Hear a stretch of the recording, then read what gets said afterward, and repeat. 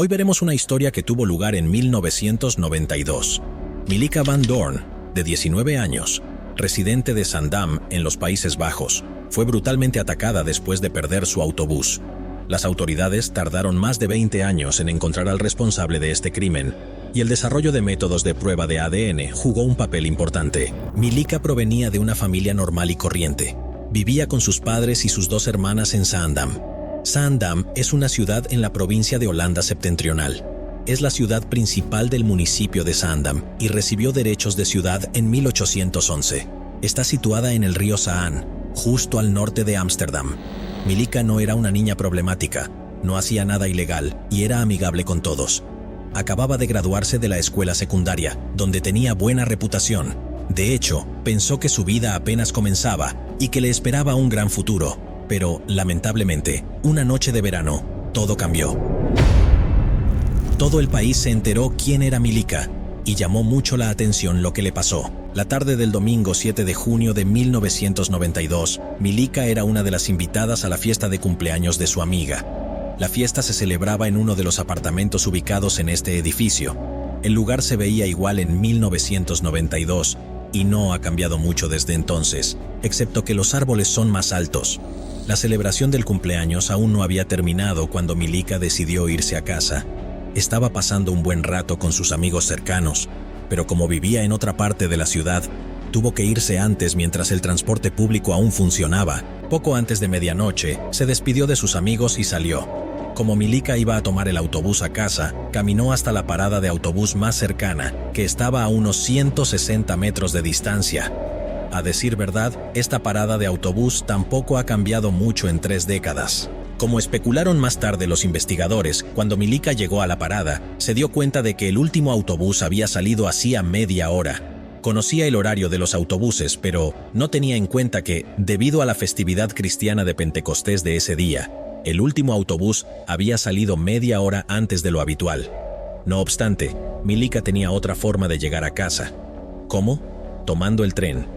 De hecho, la estación de tren estaba en la misma calle que la parada de autobús. Para llegar allí, Milica habría tenido que caminar aproximadamente media milla. Sin embargo, nunca más regresó a casa.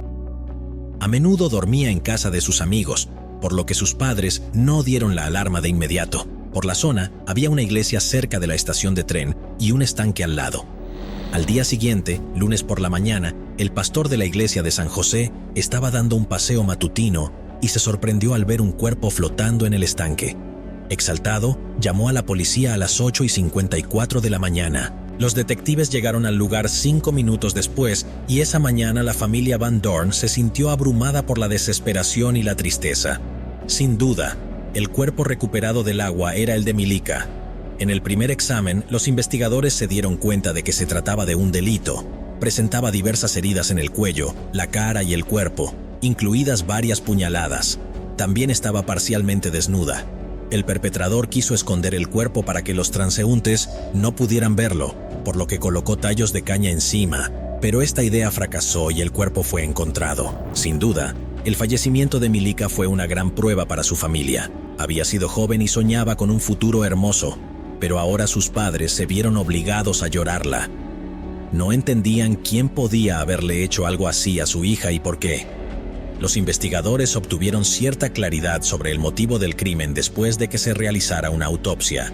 Concretamente, el médico forense encontró semen y vello púbico dentro del cuerpo de Milica.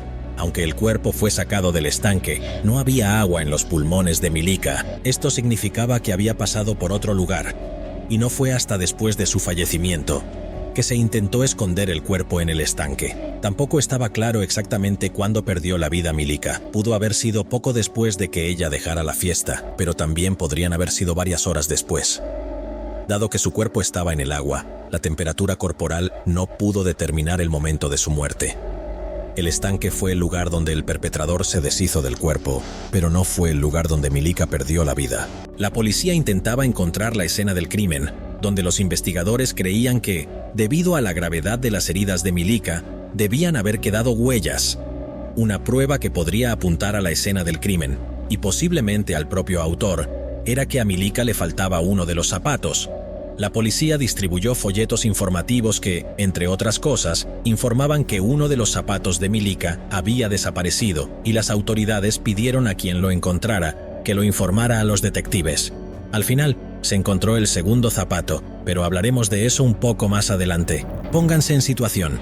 Era 1992 y la investigación del ADN todavía estaba en sus primeras etapas de desarrollo, por lo que las muestras del cuerpo de Milica no fueron de mucha ayuda para la policía en su investigación. Así pues, los detectives hablaron primero con la familia de Milica. Querían saber si Milica estaba en conflicto con alguien o si había un hombre obsesivo al que rechazaba y que no podía aceptar el rechazo. Sin embargo, según los familiares, Milica no estaba en conflicto con nadie. De hecho, su vida personal también estaba bien. Salió con un chico que era su compañero y casi nunca peleaban. Después de enterarse de que Milica estaba en una fiesta de cumpleaños antes de fallecer, los investigadores decidieron entrevistar a todos los invitados allí. Por supuesto, el novio de Milica estaba entre ellos. Al final, numerosas entrevistas no arrojaron resultados. Todos los que estuvieron en la fiesta contaron la misma historia, diciendo que Milica se había ido poco antes de medianoche y que debía tomar un autobús hasta el barrio donde vivía. Ninguno de sus amigos sabía que el último autobús había partido antes de que ella llegara a la parada. Ahora casi todo el mundo tiene una app en su teléfono móvil, pero las cosas eran diferentes en 1992, por lo que era imposible mantenerse en contacto con Milica para saber si subió o no al autobús o si llegó a casa. Habiendo descartado a los amigos de la chica como posibles sospechosos, los agentes de policía comenzaron a buscar posibles testigos del crimen. Fueron de puerta en puerta y entrevistaron a los residentes de la zona donde se encontró el cuerpo. A decir verdad, esto arrojó mucha información, pero muy pocos detalles. Varias personas dijeron que escucharon a una mujer gritar por la noche, pero cesó rápidamente, por lo que no le dieron mucha importancia. También hubo testigos que dijeron haber visto a un hombre de apariencia turca andando en bicicleta hasta el lugar donde se encontró el cuerpo de Milica. Los investigadores decidieron observar más de cerca a los miembros de la comunidad turca que vivían en el barrio de Kogerveld, donde se encontró el cuerpo de Milica. Algunos jóvenes de la comunidad turca tuvieron problemas con la ley y fueron el foco de atención de la policía, pero meses después, los investigadores seguían sin poder identificar al sospechoso. Todos los hombres con los que hablaron negaron estar cerca del estanque la noche del crimen. Como resultado, la investigación quedó estancada. 6 meses después del asesinato, un techador que reparaba el techo de la iglesia de San José encontró el segundo zapato de Milica, que había estado allí todo el tiempo. Era imposible llegar al techo de la iglesia sin una escalera, por lo que se concluyó que el perpetrador, por alguna razón, había arrojado uno de los zapatos de Milica al techo mientras estaba en el estanque. Aunque había otras marcas en el tejado de la iglesia, hacía mucho que el viento y las inclemencias del tiempo las habían borrado. Pasaron meses y luego años, pero el caso de Milica Van Doorn seguía sin resolverse. Imagínense. Este fue otro factor que hirió profundamente a sus padres. Después de todo, quienquiera que les hubiera arrebatado a su hija de forma tan fría y brutal, seguía siendo libre y disfrutaba de la vida, mientras que las vidas de la familia Van Doorn cambiaban irrevocablemente. Con el paso de los años, la policía volvió a ocuparse de este caso. Los investigadores interrogaron repetidamente a los residentes del área donde se encontró el cuerpo, con la esperanza de que alguien recordara algo y proporcionara información previamente desconocida, pero esto no sucedió. La historia de Milica también fue comentada en varios programas de televisión, tras lo cual la policía recibió llamadas con pistas, pero eso tampoco ayudó al final a acercarse más al sospechoso. Sin embargo, las autoridades tenían a su disposición muestras del ADN del perpetrador, que se podría decir, estaban al acecho mientras la tecnología de pruebas de ADN avanzaba rápidamente.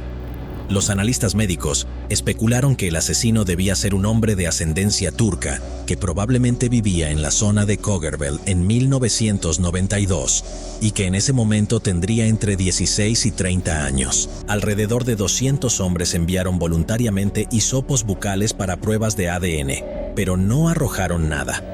Casi 20 años después del fallecimiento de Milica, en abril de 2012, ocurrió un hecho trascendental que dio un poco de forma a la investigación. Gracias a una enmienda de la ley en los Países Bajos, las pruebas de parentesco de ADN fueron posibles. A partir de los resultados de la autopsia, las pruebas y el comportamiento del agresor, se elaboró un retrato psicológico de él. El perfilador policial creía que Milica fue víctima accidental de un hombre frustrado y muy resentido con las mujeres en general. En otras palabras, estaba en el lugar equivocado en el momento equivocado. De hecho, era posible que el perpetrador hubiera hablado con ella muy brevemente, pero aparentemente después la agarró violentamente y comenzó a amenazarla. Después de satisfacer sus necesidades más básicas, se dio cuenta de que Milica lo identificaría, por lo que decidió quitarle la vida. Durante las primeras semanas después de cometer el crimen, permaneció en silencio. Quizás fingió estar enfermo para no salir ni ver a nadie, porque le quedaron rasguños en el cuerpo después de su pelea con Milica.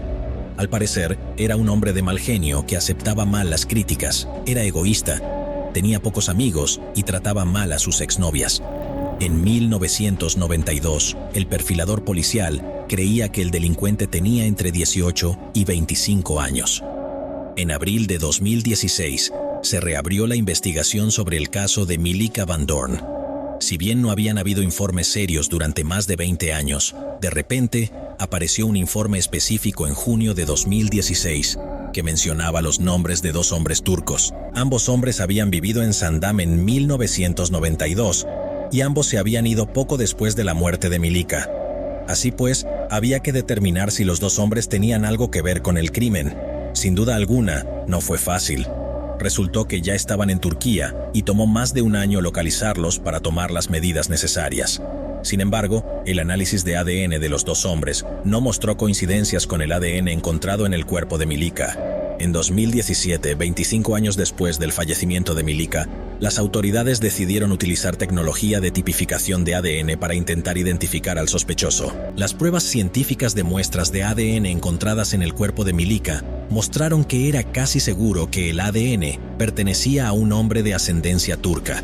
A partir de esta información, en noviembre de 2017, 133 hombres de origen turco, que en 1992 vivían en la zona donde fue encontrado el cuerpo, así como en zonas vecinas, recibieron una solicitud de la policía solicitando una muestra voluntaria de ADN para la investigación. Para este estudio genealógico, el Instituto Holandés de Medicina Forense debía analizar el patrón del cromosoma, que es el patrón de ADN que se transmite sin cambios de padres a hijos. Al enviar la solicitud de ADN voluntario, las autoridades prometieron que las muestras solo se utilizarían en la investigación de Milica Van Doorn y posteriormente serían destruidas. La policía también destacó que ninguno de los hombres a quienes se envió la solicitud era sospechoso en el caso. Casi todos los 133 hombres de ascendencia turca que recibieron la solicitud aceptaron proporcionar voluntariamente una muestra de ADN para la prueba, pero hubo varios que se negaron a hacerlo. Un comunicado de la policía dijo que 126 de los 133 hombres proporcionaron su ADN. Un portavoz de la policía lo calificó de fantástico y dijo que el hecho de que tantos hombres aceptaran cooperar era respetuoso. Sin duda, dejaba claro que todos querían que se hiciera justicia y que el caso se resolviera. Tomó aproximadamente un mes analizar las muestras de ADN, pero la espera valió la pena. Por supuesto, el ADN del hombre que atacó a Milica hace 25 años no figuraba entre las muestras examinadas por estos expertos. Sin embargo, entre ellos se encontraba una muestra de ADN perteneciente a un hombre que ni siquiera sabía que estaba relacionado con el perpetrador. El lunes 10 de diciembre de 2017, la policía anunció el arresto del sospechoso. Resultó ser un hombre de 47 años llamado Hüseyin, cuyo apellido e imagen no circularon de acuerdo con las leyes locales. Como era de esperar, fue una de las 7 personas que no presentaron su ADN para su verificación. Sin embargo, Hüseyin tenía un hermano que no tenía nada que ocultar y que entregó su ADN a las autoridades sin saber a dónde conduciría. Al identificar los vínculos familiares y compilar una lista de personas que se negaron a entregar ADN a la policía, los investigadores rápidamente se dieron cuenta de quiénes se habían estado escondiendo de la justicia durante 25 años. De hecho, estas son las únicas fotografías del sospechoso que pudieron encontrar. En ese momento, la policía obtuvo una orden judicial para tomar una muestra de ADN de Hüseyin y esta vez no fue necesario su consentimiento. Un análisis comparativo mostró una coincidencia perfecta con las muestras de ADN tomadas del cuerpo de Milica. Sobre la base de esta información, Hussein, que había formado una familia y era padre de 4 hijas desde el crimen, fue acusado formalmente en el caso Milika Van Doorn. En primera instancia, Hussein negó su culpabilidad. En su juicio, que comenzó en 2018, inicialmente afirmó que estaba poseído por un espíritu maligno y que por eso no recordaba haber atacado a Milika.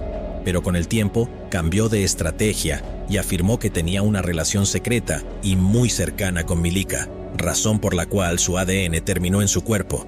Según él, se acababa de casar en ese momento, así que ocultaba su relación con Milika. Pero el juez no le creyó porque Hussein hizo esta declaración solo un año después de su arresto y porque no se pudo encontrar a nadie que confirmara que Milika y Hussein se conocían, y mucho menos que había una relación íntima entre ellos.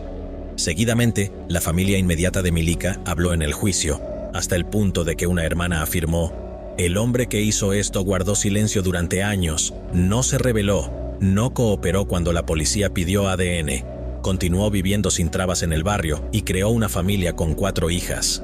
A continuación, se dirigió al sospechoso diciéndole: «Usted es un hombre no identificado que arruinó mi vida.